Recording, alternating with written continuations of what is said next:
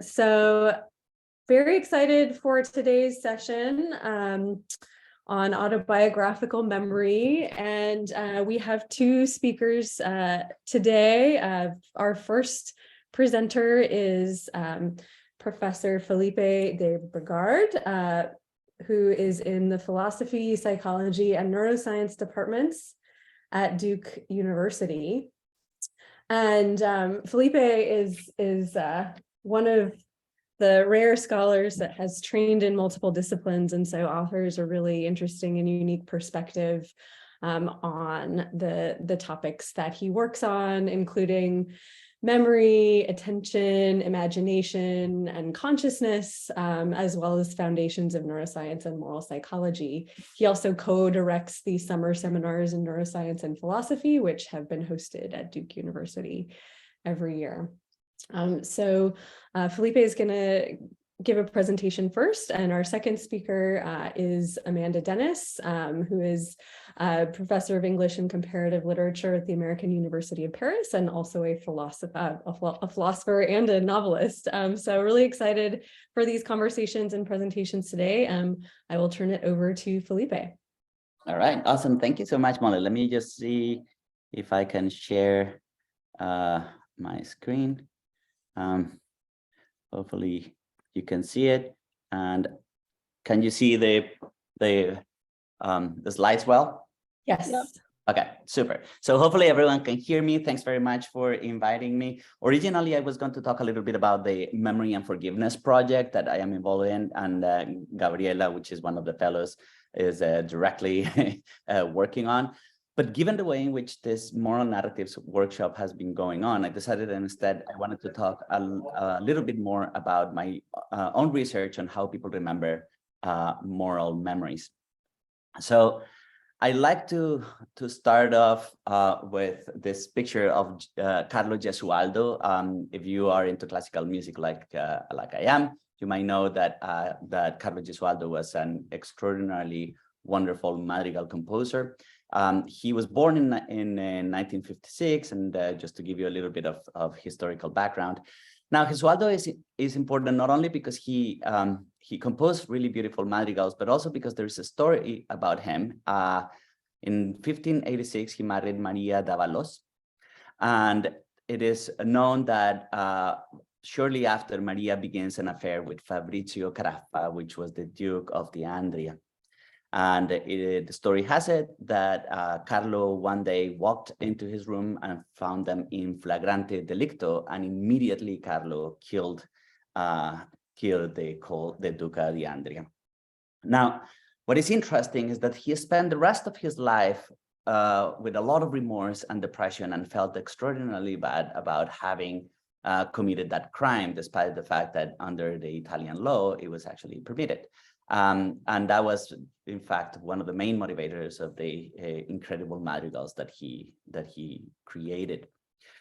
The idea that there are recalcitrant moral memories is common everywhere in literature, from Shakespeare's Macbeth to Conrad's Lorgin to Dostoevsky's Raskolnikov. But in addition to that, there is quite a bit of research in forensic psychology suggesting that individuals that commit crimes or that commit immoral actions develop something like moral injury, almost like a moral PTSD. So there was this study by Elriel's colleagues in which 105 convicted criminals showed half of them show intrusive memories of immoral action, and their phenomenology, according to their study, was equivalent to those of trauma or assault victims. More recently, Whitworth interviewed 50 convicted murderers, and the results showed that their memories of their crimes were actually more vivid, more intense, and way more detailed than their most intense, more vivid and detailed positive memories. Many of these individuals consider this to be life-changing memories, all of which suggests that memories of immoral actions actually can be very recalcitrant and vivid and very detailed, and that then tend to affect the way in which we think about others and we think about ourselves too. So the leading research question that I want to tell you a little bit about is, what is the psychological nature of our moral and our immoral autobiographical memories, and how do they affect our sense of self? I was interested in this sets of questions because I'm also interested in how people remember past decisions. But and I have published a series of papers, all of them, most of them led by my former graduate student, Matt Stanley. But the important point is that I was really, really interested, thanks in part to Molly, because Molly told me a few years ago that there was this paper, which I was not aware of, called Memories of Unethical Actions Become Obfuscated Over Time, that claimed that people remember less well immoral actions relative to moral actions. This paper was picked up by the media and it started being used as an explanation for why people tend to see. These are some examples on the media picking up on this paper, and it started to being used as an explanation for people repeated immoral behaviors. And the fact that they forget their immoral behaviors might explain why they are more prone to repeat them. But of course, I was very surprised by that result because it's exactly the opposite of what we see in forensic psychology, namely that people that commit immoral actions tend to find them, phenomenologically very intense. So I studied that paper carefully, and it turned out that the paper actually fails really to make a distinction between two, as a memory researcher, between two measures that we care about. First is the phenomenology of a memory, and second is the accuracy of the memory. So in this experiment, in this paper, the researchers evaluated real events, also imagined events. But as you can see, this is the number of experiments in each one of the quadrants. They have 6 experiments looking at the phenomenology of real events, 2 experiments looking at the phenomenology of imagined events, but no experiments whatsoever looking at the accuracy of real events, and only 1 looking at the accuracy of imagined events. So this brought me to think whether their claim about worse memory had to do with phenomenology or it had to do with accuracy. So what I set up to do in this particular paper was simply to try to replicate this effect of the accuracy of imagined events, which was barely significant and it was really tiny. And as expected, what we discovered is that this effect just doesn't replicate. So it doesn't look as though, and we tried to do it over 3 attempted replications. And basically what we discover is that if there is something like unethical amnesia, it is going to be something more about the phenomenology rather than the accuracy. So the summary of that study is that we basically don't have evidence to the effect that people forget information about unethical actions more so than ethical ones. So if there is going to be an evidence for something, it might be about their phenomenology. But they only employed a very limited set of tests for the phenomenology of the memory. So I set up to really study the phenomenology of autobiographical memories of past wrongdoings with more care. So one of the first studies that we conducted just basically sought to explore how people remember moral transgressions. And the question that led this research is whether there is a difference in the experience of remembering more or less severe moral transgressions. So the experiments that I am going to tell you about are extraordinarily simple. We simply ask participants to recall 6 memories that they think were at least a little bit morally wrong. And then we ask them to basically rate the severity of the moral transgression from slightly morally wrong to very morally wrong. And then we ask them 8 phenomenological characteristics, which are, how much do you voluntarily recall this memory, or how much does this memory come to mind, how vivacious, how detailed, and so on and so forth. Long story short, we don't have to go over all of the statistics because the bottom line is very simple. The more morally wrong the transgression was perceived to be, the more frequently recalled it was, and the more those memories were experienced as more detailed, more vivid, more important, and more central to one's life relative to less morally wrong transgressions. Now, if you work in my lab, you know that I tend to ask the same question through different means, and that means having several studies. So here is another way in which we got to try to answer that very same question. We asked now participants to recall 2 events, one of which they considered was very minimally wrong and one that they considered was very, very wrong. And the question was to see whether we could replicate in this second study the findings from the first study, and the answer is yes. Once again, we find that memories of immoral actions that are perceived as more morally wrong are recalled more frequently and are experienced with more detail, more vividly, and with greater sense of reliving, and as more important and central to one's life relative to memories of immoral actions that are perceived as less morally wrong. The next question that we wanted to ask is, okay, so this is how we remember our memories now, but how do we evaluate the morality of those events relative to not only our past selves, but also others? So this is the question that was leading the research in this paper as published a few years ago, led again by Matt. Basically, our question is like, look, from the autobiographical memory literature, we know that there are at least two autobiographically memory-mediated ways of maintaining a positive self-image. We typically tend to evaluate ourselves more favorably than others. But in addition to that, we tend to evaluate ourselves better now than we evaluate ourselves in the past. Now, there is also quite a bit of evidence suggesting that morality is very essential to the construction of ourselves. So the question is, how are these two autobiographically memory-mediated ways of maintaining a positive self-image related in light of the evidence suggesting that morality is central to the self? So to ask that question, again, very simple experimental design, we asked participants to recall events in which they were either the actor of a lying, that is to say, they lied to someone, or they harmed someone, or in which they were the recipient of a lying or a harm, that is the way in which someone lied to them, or in which someone harmed them. And then we asked them a series of questions about those memories. We asked them, when did they happen? How well do they remember the event? How well do they remember how they felt in the event? Also, how morally right or wrong was the action, the valence associated with the action, and the intensity of the emotion during the event. And importantly, we asked them, to what extent do you think that you're the same person you were then?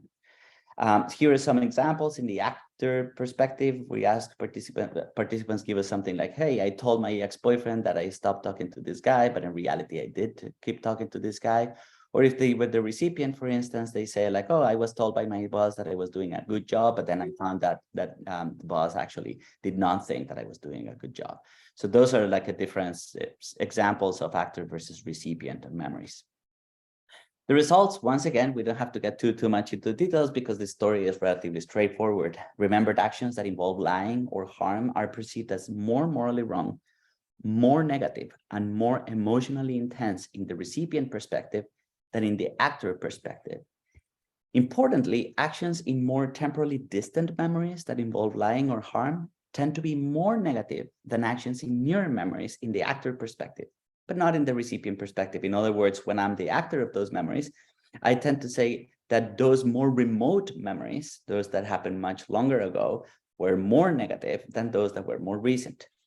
Now, actions in more temporally distant memories of lying, harm tend to be rated as more morally wrong than actions in near memories.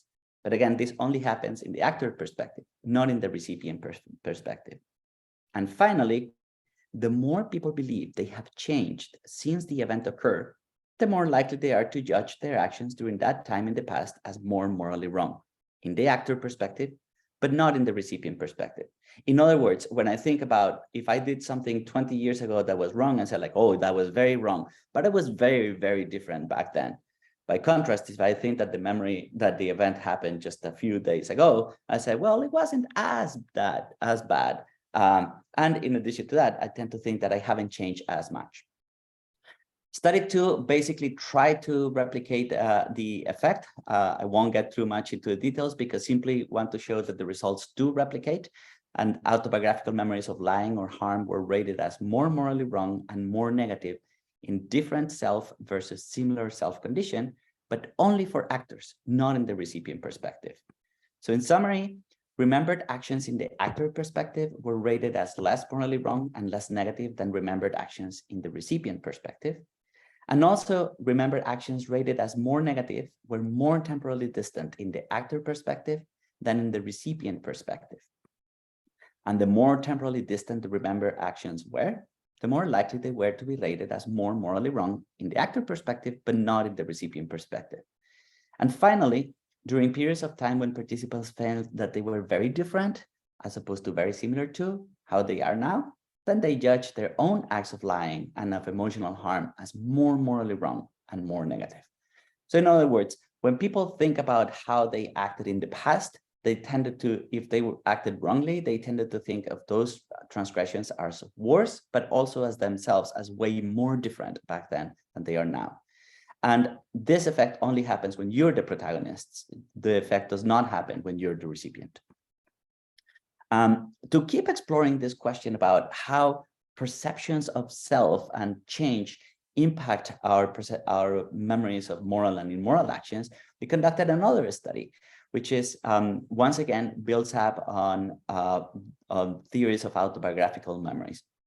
On the one hand, we know that perception of consistency, perception of self is actually relatively consistent over time, but other views suggest that our perception of ourselves change over time. So we have this sort of two views in social psychology sort of pitting against one another. So the study that we conducted here sought to study how the perceived consistency and also the perceived change in the self occur when we recall moral autobiographical memories. The study is very simple. Once again, we ask participants to remember 3 morally right and 3 morally wrong actions. And then we ask them how morally right and how morally wrong was your behavior. How do you feel you were, and whether you feel that you were a different person that you are then relative to how you are now.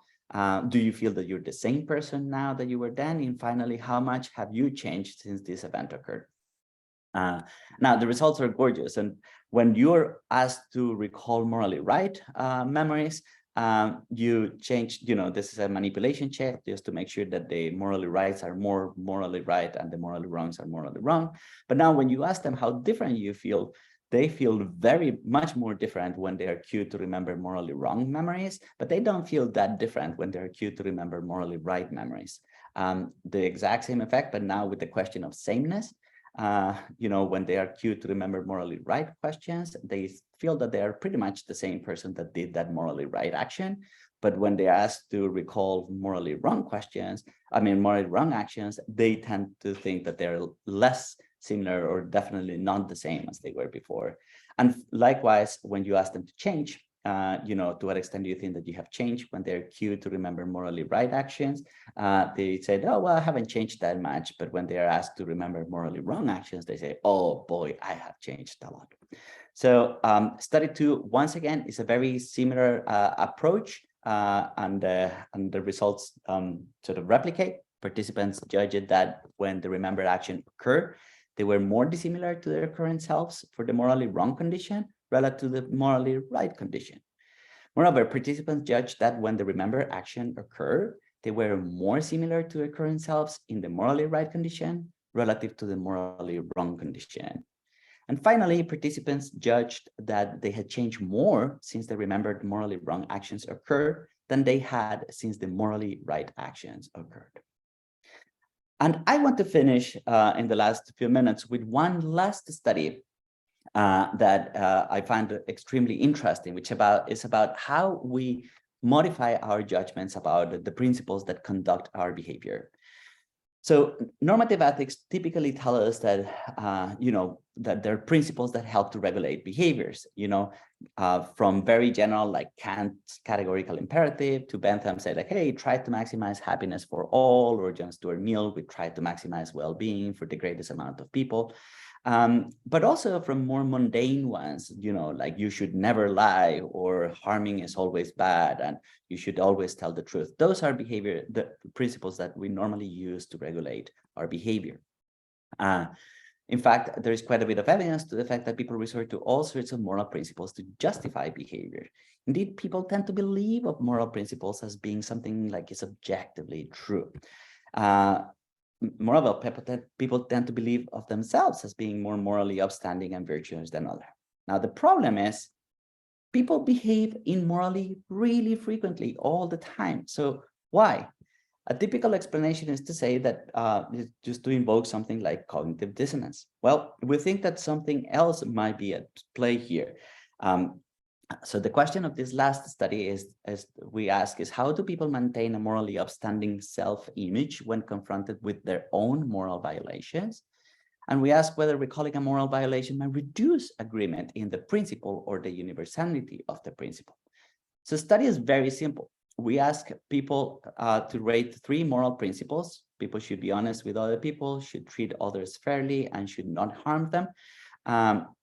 And we ask them to rate the agreement with the principle, to strongly agree and to strongly disagree. But they are randomly assigned to 3 conditions. One in which they're the actors, or in which they remember an event in which they violated one of those principles, and they remember an event in which they observed someone else violating that principle, or they remember an event in which they were the recipient or the receiving end of a violation of that principle.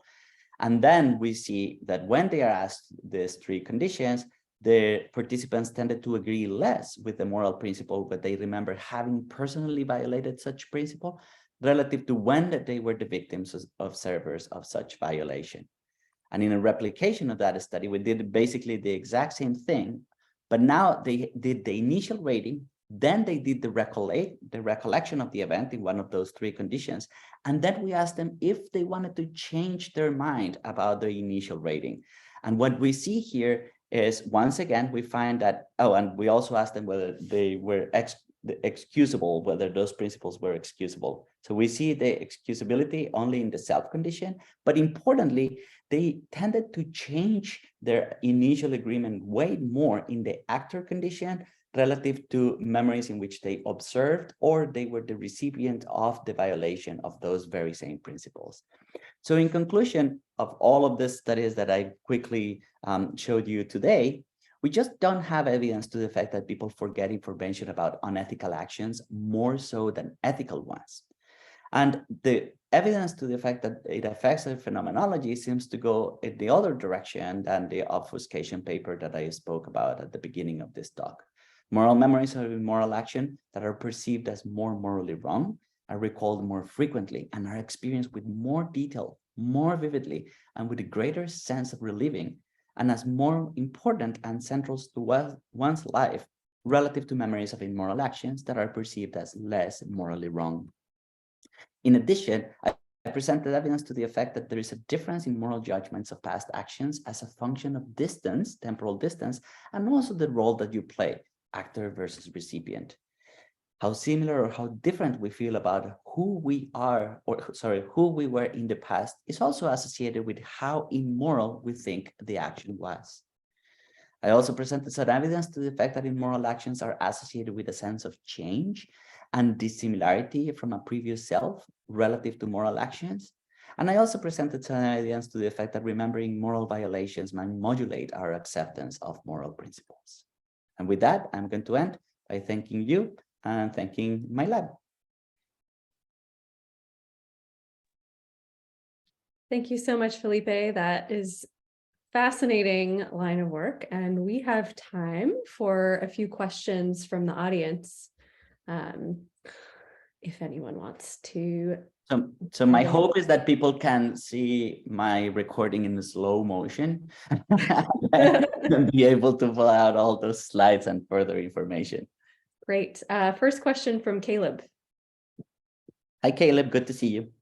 Hi, good to see you, Felipe. Thank you for that interesting talk. I was wondering, I had just a question about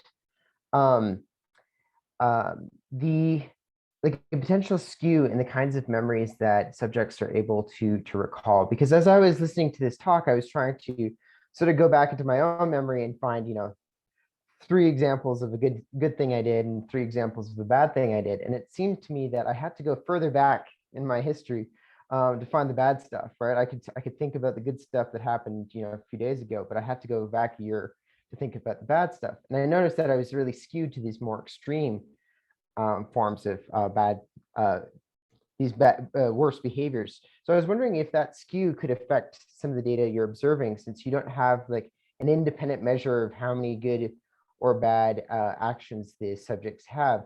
Are they having these more extreme, vivid memories just because those are the only ones that they have actually held on to that they can access during recall? Yeah, that's a great question, Caleb, because as it happens with autobiographical memories, one does not have really a measure of what happened in the past, and no IRB will allow me to make moral violations and then ask people how to remember them.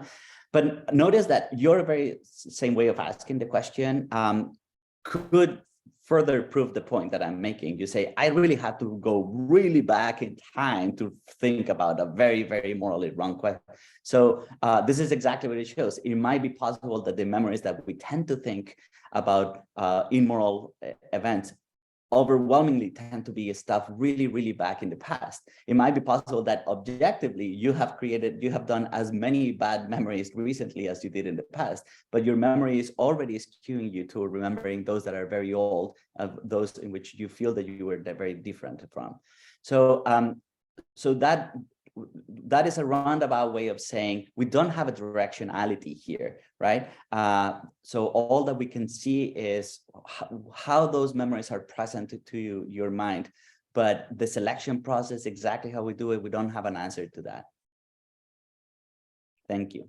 Thanks, Felipe. We have 2 more questions in the queue and we're almost out of time. So I'm going to take both questions and then Felipe, you can offer an overarching response. So first Eliana and then Burke. Hi, thank you for your talk. Really interesting stuff. Sorry, my screen is above and so it's looking weird, but so I wanted to ask, it's kind of related to the previous question, but I wonder if do you see this difference in the temporal remembrance of the immoral actions as one way of people trying to protect their sense of self? Like, is it maybe the fact that people can't remember really bad things they did that have happened recently, one way that people maintain like a sense of self that is still good, like, oh, like I'm not that person anymore, and so they don't remember anything recent, but it has to be like that far in the past? The answer is yes. And then so the paper that I mentioned at the beginning with Matt, which is in current directions in psych science in 2019, basically makes that exact same point. So yes, so I could answer that question quickly. Okay, great. Thank you. And Burke, last question. Oh, thank you. So Felipe, I have a philosophical question about the sense of self and morality. So I recently read about Garfield's Losing Ourselves, the book of his, and and the book's premise was the belief of having a self leads to moral egoism and undermines ethics. So I was thinking whether your research can elaborate this line of philosophical idea, like do we have moral egoism and therefore we only remember those good memories where we was morally good? That's a very good question and a very broad question that I don't know how directly to answer. The one thing that I would say though is that the term self is understood in extraordinarily many different ways when people ask these questions, right? So it might be well possible that when people think about their moral selves, about the past, they are thinking about themselves in a way, or using a self concept, if you want, that it is different from the concept that they deploy when they're thinking about personal property or when they are thinking about sharing and so forth. So there is quite a bit of research of different conceptions, self-conceptions. So I wouldn't say that my research directly speaks to that question, because I'm not entirely sure that very same notion of self is present on questions about generosity or selflessness and stuff like that. Thank you. Thank you, Felipe, for that wonderful presentation. And I will now turn this session over to a conversation with Dr. Amanda Dennis, who is a scholar of comparative literature and also a novelist. So just to kick us off, Amanda, could you just tell us a little bit about your research and also how you balance your academic work with your creative work? Absolutely, sure. And thank you so much for having me be part of this. It's been really interesting to listen to these presentations, and I hope that I can find some common ground to talk about conceptions of self and how memory impacts a sense of consistency with the self. So I have had these parallel tracks for a number of years where I've been working on a novel that was published in 2021, Her Here. And at the same time, I've been doing academic research, and my teaching is also split between comparative literature and creative writing. So my graduate program, I did most of my graduate work at the University of California, Berkeley, in a program called Rhetoric, which essentially combines elements of continental philosophy with comparative literature, literary criticism. And I started to get incredibly interested in the sort of perspectivalism that influenced a lot of 20th century French thought. And so my academic research traced the influence of this kind of thinking of 20th century French thought, thinkers like Derrida, Barthes, Foucault, and especially the phenomenologist Merleau-Ponty on readings of Samuel Beckett's work. So my scholarship has focused mostly on Samuel Beckett, always with this sort of philosophical angle that asks questions about agency and embodiment. Thank you so much. And your novel, Her Here, which is excellent and really really recommend everyone here to read. What struck me about the novel was how it touches on themes of the constructed self, and in particular the role of narrative in both making and unmaking the self. So could you tell us a little bit about the book and how you interrogate those themes through the characters in the story? Yeah, I think in order to do that, I want to give you a little bit of those of you who haven't read it, like overview of the book, and then so how it approaches that. Absolutely, and then we can dig into the way narrative is operating in the text, because I think it is a novel that dramatizes the way narrative works to construct a sense of self, and so in that way, I do think it fits in to this conversation. So the book is a detective story. It's a strange detective story. It's been called an existential detective story, and what happens is that you have one character who's a little bit adrift, and she's given this bizarre project. She's given a stack of journals that are often fragmented, that sometimes don't make very much sense, of a girl who went missing, a 23-year-old girl who went missing in Thailand, where she'd gone to live. She's an American girl. She went missing in Southeast Asia, and these journals were her writings, her musings in the year leading up to her disappearance. And the idea is that the frame narrator is meant to kind of look through these journals and write a story that might account for why this girl disappeared. And at first, there's the hope that maybe she'll, we'll figure out what happened to the girl, where she is. But as the novel progresses, you start to realize that 6 years, the girl disappeared 6 years ago, is quite a long time. And it, maybe the point of the work is actually, the construction of the narrative and less an attempt to actually find her.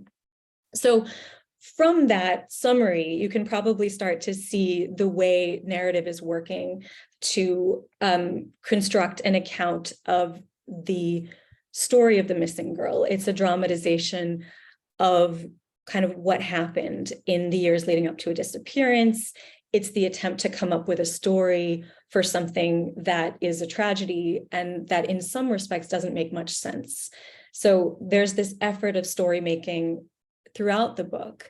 But I think what's interesting, and maybe what's also relevant here, is that in the work of creating the story, of turning these narrative, like these fragments, they're not really narratives at all, into a story that makes some kind of sense, the frame narrator also figures out how to apply some of these narrative techniques to thinking about her own life. And it turns out she really needs to be able to make a story about her own life. Her mother died in really kind of sticky circumstances, and it's something that she's never really been able to make sense of, and the indeterminacy of these events in her past have haunted her. And so she's able to kind of make a story out of her own life and find a little bit more peace at the end of things. So she kind of learns to tell her own story by telling the story of another, if that makes sense. Thank you. That's so fascinating, and sort of drawing connections between your book and your scholarship. I'm wondering if you could say a little bit about the techniques you used in your novel and how you approach that, maybe in the context of your work that has looked at both the way that narratives can wield a sort of power, and how the experimental novelists that you worked on, like Beckett, have kind of played with narrative in interrogating that as a form. Absolutely, yeah. I think that narrative is inherently seductive. It wants us to fall under its spell. It's a version of authority, right? So authorship. And I think I'm, as a reader and as a scholar, I'm drawn to novelists who are inherently suspicious of the narrative act. So Beckett is a really good example. I can think of, just to make it a little more concrete, I can think of his novel Malone Dies is it follows a man near the end of his life who starts to entertain himself and kind of stave off death by telling himself story after story.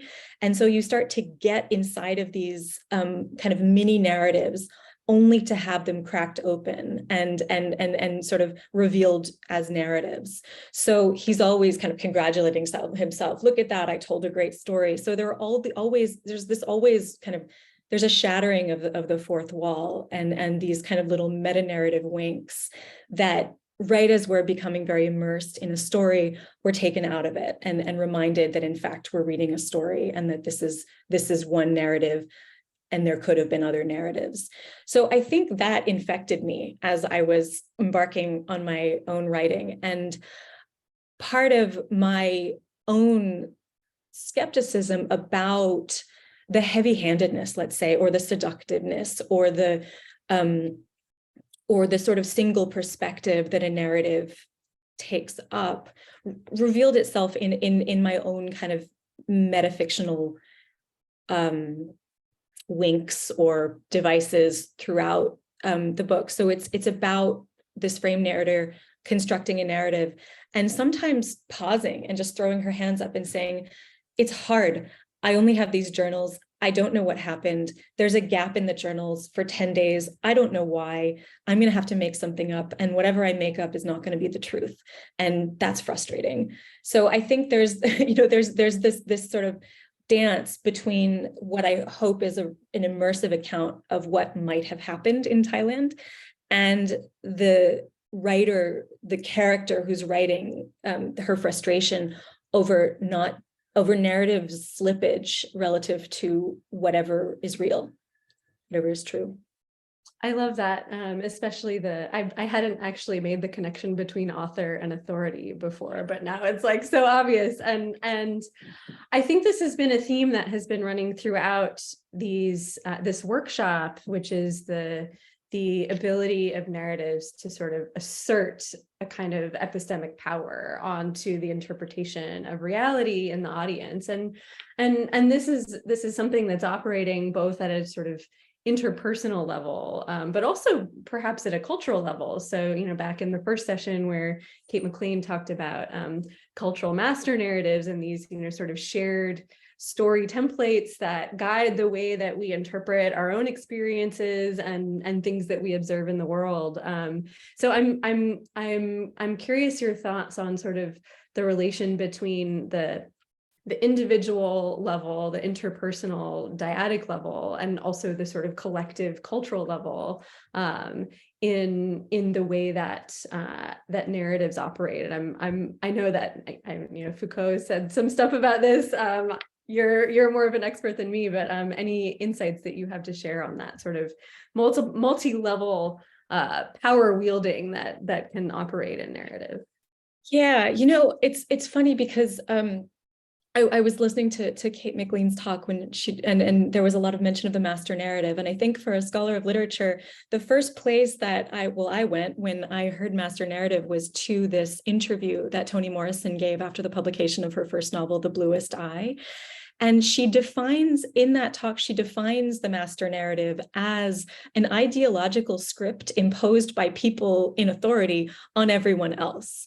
And she's using this term to describe the plight of her character, of her protagonist, Piccola, a very young, very poor, working class Black girl who has internalized a cultural narrative of beauty that doesn't include her. So that book is heartbreaking. It shows the devastation of what happens when you internalize a narrative that excludes you, that makes you seem devoid of any kind of value. So I think that what you're talking about in terms of the way cultural narratives work to wield a certain kind of power that puts some people in advantageous positions, makes some people feel valued, and silences others, is the reason behind a lot of the skepticism that I think Beckett has about narrative. Novelists like J.M. Coetzee have about narrative, Clarice Lispector, and I think that link between a sort of dominant discourse and narrative is something that I think a lot of my favorite writers and thinkers, are questioning. Yes, I agree with all of that. And sort of a follow-up question. I'll ask one follow-up question and then I would love to get Felipe into this spotlight window and maybe ask the two of you to sort of reflect on one another's work, and then we will have time for audience questions. So my follow-up is, I think you highlight very, very well, and the other talks in this workshop have highlighted the sort of harms that have arisen from dominant cultural narratives that are exclusionary. And I'm wondering, is the remedy, like, do you fight harmful narratives with other more inclusionary or diverse narratives, or is the solution to dispense with narrative altogether? And I could see sort of both having their uses, but maybe it depends on the context. Yeah, no, don't dispense with narrative. I didn't mean to. I realized what I said might have been a little bit too entrenched in that position. But I think narratives, and this is really, I think, one of the discoveries that her here makes. I think it's in part a book about how impossible it is to live without narratives. I think both characters at the start don't have a narrative sense of who they are, and that's incredibly dizzying and disorienting. I'm reminded of the Joan Didion line with which she starts the White Album, where she says, "We tell ourselves stories in order to live. Stories are how we make sense of disparate, conflicting events." So I think narratives are necessary, but they're morally neutral. I mean, I think in a way it's how the narrative is used that determines whether it's detrimental or whether it's empowering, or healing, rather. I mean, I think someone in Piccola's situation in the Toni Morrison novel, if she'd had the voice to make her own narrative, or if she'd been given that space, then the tragic events of the novel wouldn't have happened. So I love this kind of Greek conception of the pharmakon, right? Both the poison and the cure, and it just depends on how the narrative is used. Just the last thing I wanted to say is also how important it is that narratives don't become totalizing, because I think that's also really where a lot of the harm is done. I think there can be a kind of narrative making that remains aware, and this kind of brings us back to some of what we were talking about with the metafictional techniques and strategies that sort of break down the fourth wall. But you can make a narrative that is open to revision, that's open to a kind of continual making. And I think that you know, realizing that that narratives are constructed, including narratives of the self, especially narratives of the self, are constructed and can be continually remade. I think that's important in how, you know, we think about narratives, their sort of flexibility. Thank you so much, Amanda. And Felipe, you are in the spotlight now. So not to put you on the spot, but just to maybe prompt if you have any thoughts or reflections or questions for Amanda. And it strikes me also that some of your new work that you haven't had a chance to talk about regarding autobiographical memories and forgiveness is related to these themes as well, especially Amanda's last point about like recognizing that narratives can be flexible also leaves room for forgiveness, both for ourselves and for others. Right. No, that's exactly right. I was going to say two things. First is I agree 100% that narratives are morally neutral and you can use them for good or for bad. And I think that the morality and the memory and forgiveness project that I have been involved with, and Gabriela, one of the fellows, is directly involved with, consists in thinking about how sort of reframing, and this is in a narrative kind of way, how reframing can help you or impair you in forgiving a perpetrator of a wrongdoing. But what I wanted to mention specifically in that context was an answer to Molly's question about what do you do to counteract with the narratives, which is a word that we haven't heard of here much, which is truth. In the context of the peace process in Colombia, and in the context of the forgiveness process that all these victims and the perpetrators as well have to go through, there is constantly the need for revealing what actually did happen. And it seems to me that all sides hold on to the truth to either validate or invalidate narratives, right? So the government might have a particular narrative as to who were the perpetrators and why did they do what they did and so on and so forth. And likewise, the victims might have their own narrative. But the truth is going to help to strengthen the narratives, and at least that is the hope. So it looks as though, at least in the context in which truth is a way of making narratives fit with what actually happened in reality. So I don't know if there is an answer to your question or not, but you feel the constant need, especially among the victims, of knowing what actually happened so that the narrative can be strengthened and clarified.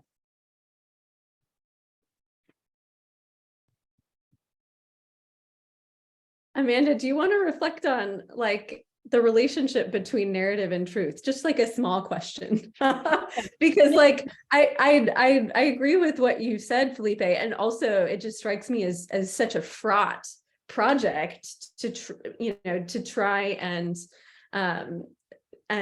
distinguish between narrative and truth, in the sense that, like, I think for many people their narrative is their truth, and it's difficult to pull those apart. And I think that's actually where scholarship in the humanities has so much to offer. I think that in science, we sort of we don't think as much about like subjectivity as humanities scholarship does. And so I'm wondering if you have insights there, Amanda. Yeah, I definitely do. I believe very strongly that there are some narratives that get closer to the truth than others.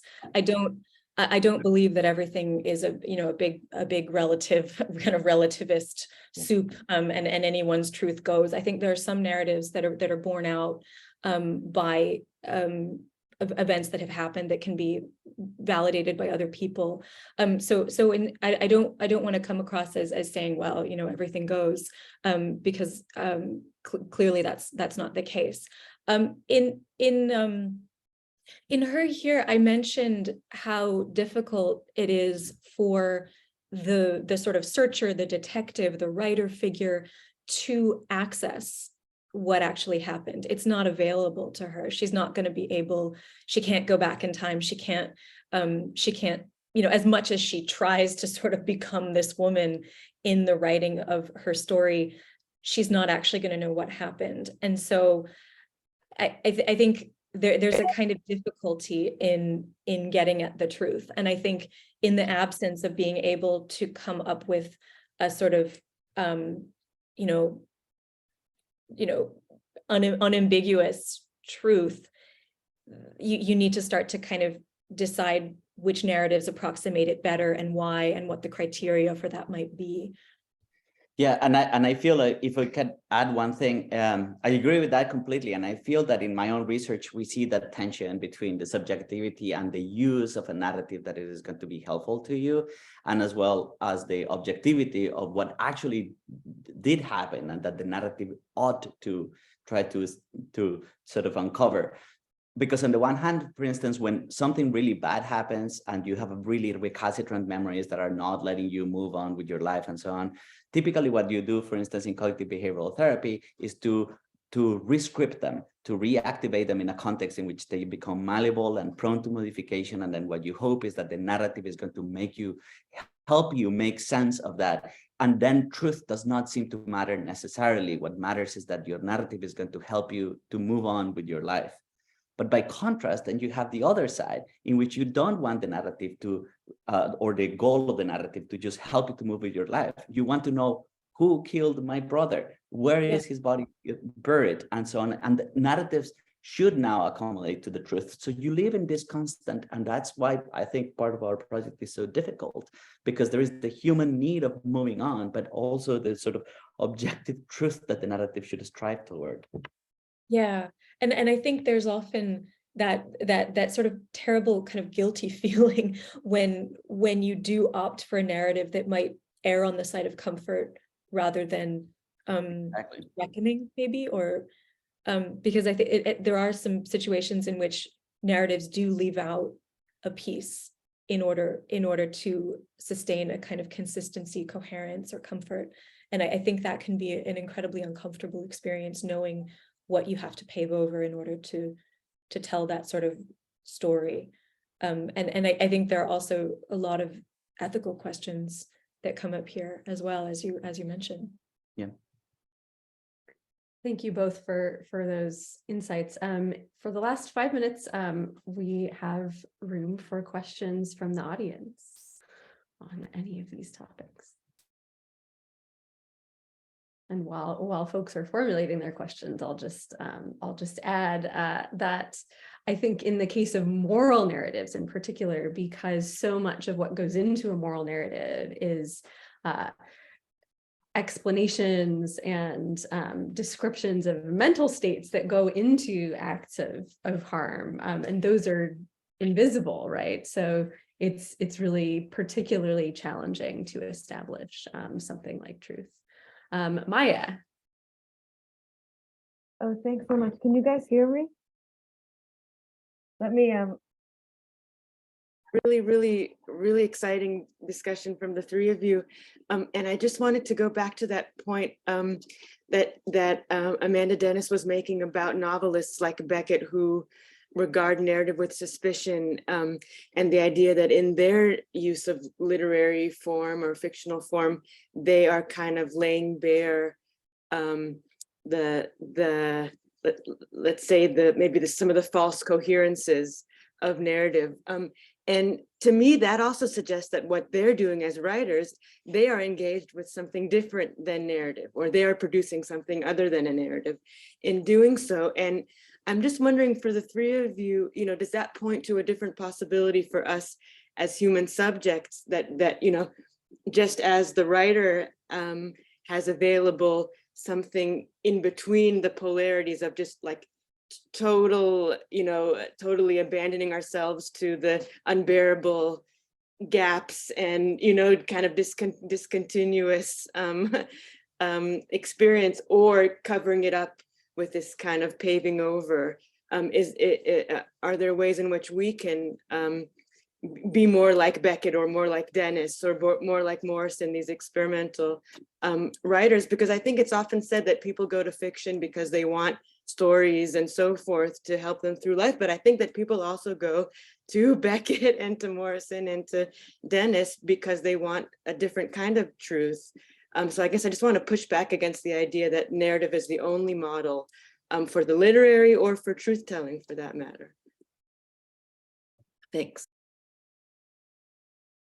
Thank you, Maya. That's a wonderful insight. Amanda, do you want to respond to that? Or? Yeah, only to agree wholeheartedly. Yes. And what are these new forms that we can invent? I mean, I think there's something that, you know, as much as there is agency in the telling of the story, there's agency in the creation of a new form. And toward the end of his career, Beckett no longer wrote things that could be called novels. They were these kind of crazy poems that play with language, that operate on the senses in ways that are incredibly novel.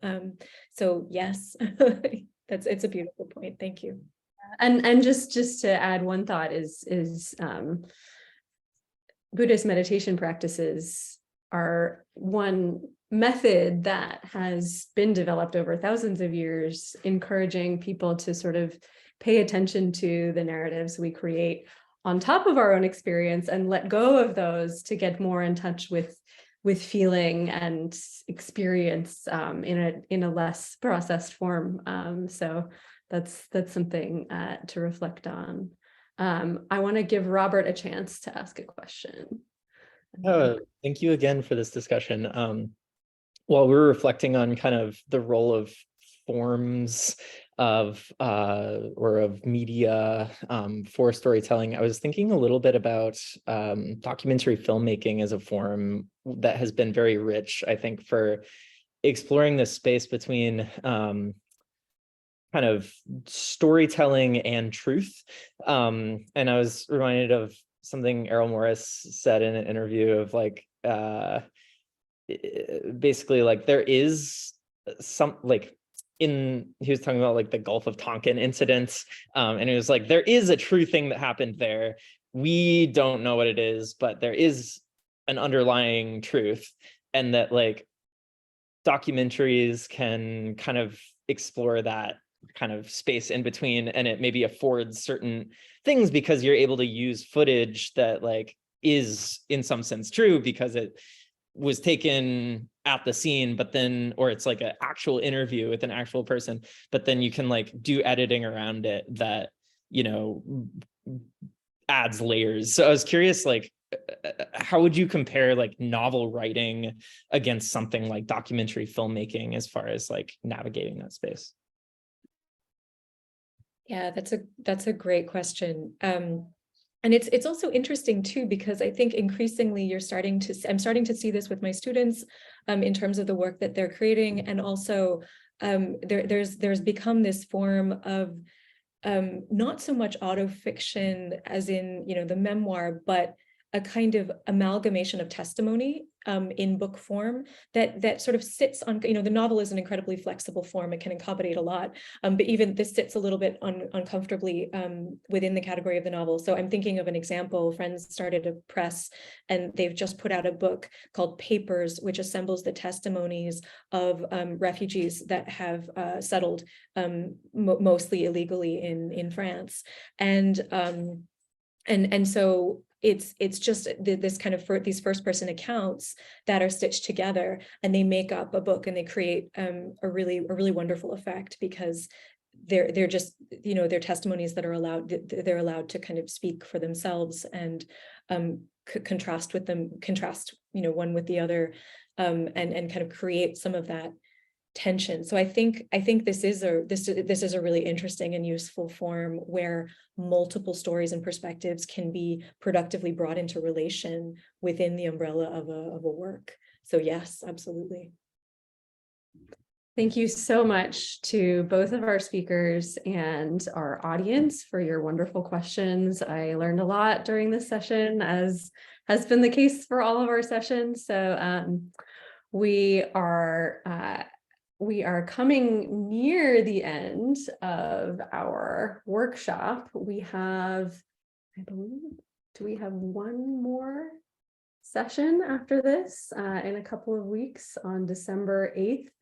Oh no, that's next week. So we look forward to seeing you all then, we hope, and thank you all very much.